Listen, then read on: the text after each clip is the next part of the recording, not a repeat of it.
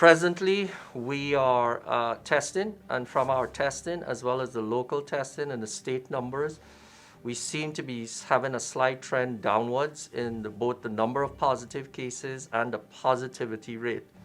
It's great to see the students back on campus. It's great to see you all over walking about with life on the campus. It's not good to see you if you don't have your mask on. Okay, so indoors or outdoors, you do need to wear your mask, and please sanitize your hands multiple times as you move around campus.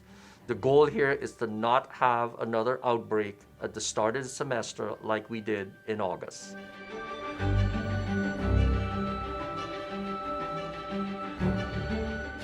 So this has been a great week for us between sentinel testing, vaccine distribution, and then one more thing that I can add and I'm pleased to announce is that we have been authorized and now have in our possession doses of the monoclonal antibody, which is an intravenous infusion for people who test positive for COVID and meet criteria that include age and underlying high-risk situations.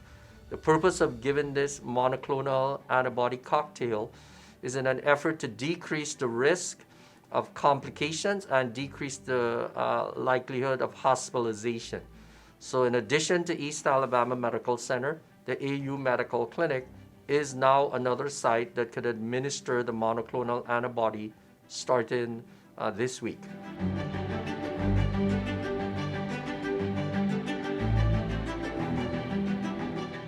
So as you know, we've had a phased process to administer vaccines. We are rapidly moving through, we've pretty much finished phase 1. We're well into phase 1B and about into phase 1C also. So we're really moving relatively quickly. Again, if you are invited to get the vaccine, please sign up and get an appointment time to have it done at the Coliseum, because we're going to use every dose of the allotment that we received, and we're going to use this as quickly as possible. So at this point, we have administered well over 900 doses, and by this week, we expect to get up into the high 2000s if people will sign up.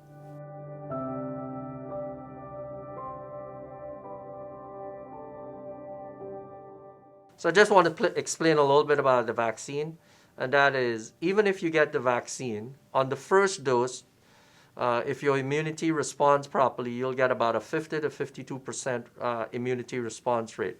That's after 2 weeks after the first dose. Then 2 weeks after the second dose, you're going to get up into the 90+% again if you have a full immune response. But despite having those immune responses, everyone is still going to have to wear masks, sanitize your hands, and socially distance, because we're still working through the vaccine as to whether or not, if a person is vaccinated, they can contract the virus and then transmit it. We don't know the answer to that question. No one knows yet. Those studies are being done. We're waiting for that. But you can expect to be wearing masks pretty much all of 2021. I know that's not what you wanted to hear, but that's pretty much what we will be dealing with through 2021.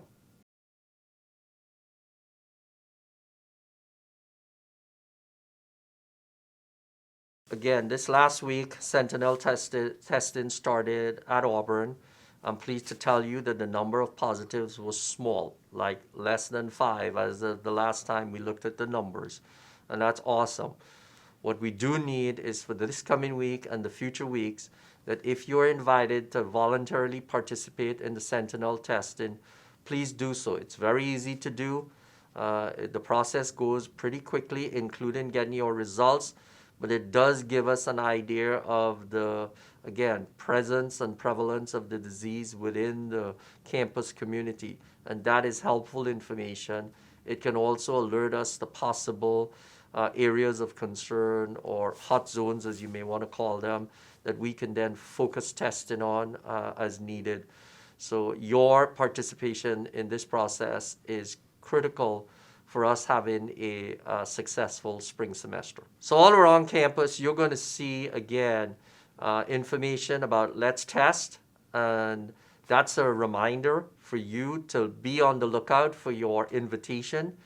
There is a number that we need to hit consistently so that we get a broad perspective and a broad capability of finding out who may be infected across campus, faculty, staff, and students. And it's broken down into multiple subgroups. So that's why it's being pulled from all these different groups randomly, but the sample size is critical. And so your participation will determine the success or failure of this program.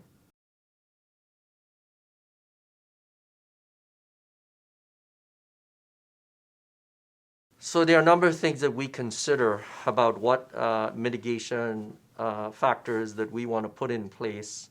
And one of those is, local burden of disease, the results from sentinel testing, the results from testing of active disease at multiple sites, including the clinic. What's happening at the state and national level, um, the supply chains. There's so many factors. How many hospitalizations there are at EAMC for COVID? How many open beds there are. All of these things we take into account to determine, again, what decisions we make.